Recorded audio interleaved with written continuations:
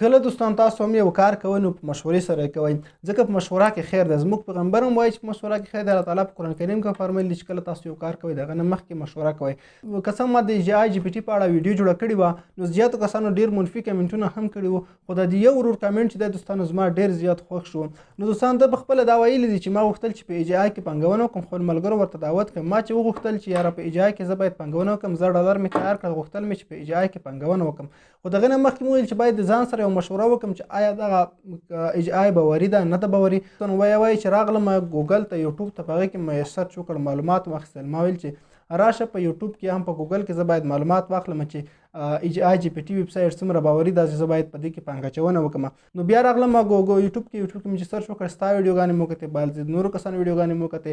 نو ځان سره مې وویل چې تا په ویډیو کې یادونه کړې وه چې مقصد د ویب سایټ سکیم دی، پانګونه مې ونه کړله. نو دوستانو هدف مې دغه دی چې کله هم تاسو یو کار کوئ حتما مشوره کوئ، د یو چا سره مشوره پکې کوئ، ځکه په مشوره کې خیر دی.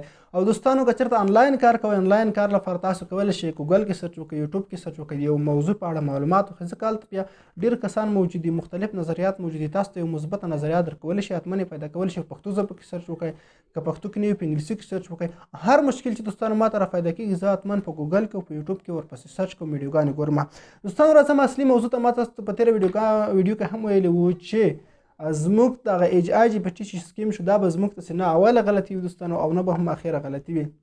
ځکه دوستانو نن سبا نورې کمپنیان هم موجودې دي.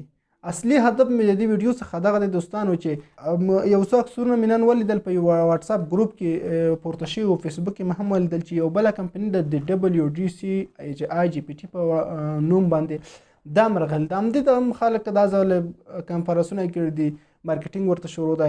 نو اوس نه درته وایم دوستانو پرته له شکه چې زه ورباندې څېړنه وکړم یا تحقیق وکړم یا د دې په اړه ریسرچ وکړم چې دغه باوري دی نه ده، خو بیا هم درته وایم چې دغه کنسپټ ټول د AI په شانتې دی، ټول د AI په شان دی. یوه ویب سایټ دغسې راغلی نه کومه انلاین صرافي ده، د صرف یو عادي ویب سایټ ده.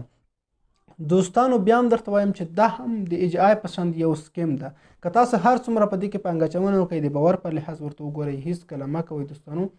لکه څه ډول چې AI سکیم شو، زه اوس هم ورته وایم چې سکیم ته لا تر اوسه جوړ شوی نه ده، ویډرای نه ده خلاص شوي. تاسو ته یوه بانه کوي بله بانه کوي، دا ویب سایټ به هم په همدغه طریقه سره سکیم کېږي. مخکې له دې چې زه په ورباندې نوره څېړنه وکړم اوس نه درته وایم چې هیله ده کوم، بیا هم هیله کوم چې په دغه ویب سایټونو کې خپلې پیسې مه بربادوئ.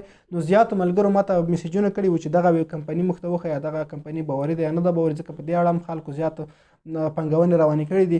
اوس نه درته وایم چې لکه څه ډول AI سکیم شي، یوه ورځ به دا هم همدغسې سکیم کېږي، خو کله چې خپل ټارګېټ پوره کړي. نو هیله ده دوستانو دغه زما ویډیو نور ملګرو هم ورسوئ. او دوستانو هر مشکل چې تاسو ته پیدا کېږي په یوټیوب کې، نور سوشل میډیا کې ورباندې سرچ کوئ او د کار نه مخکې مشوره کوئ.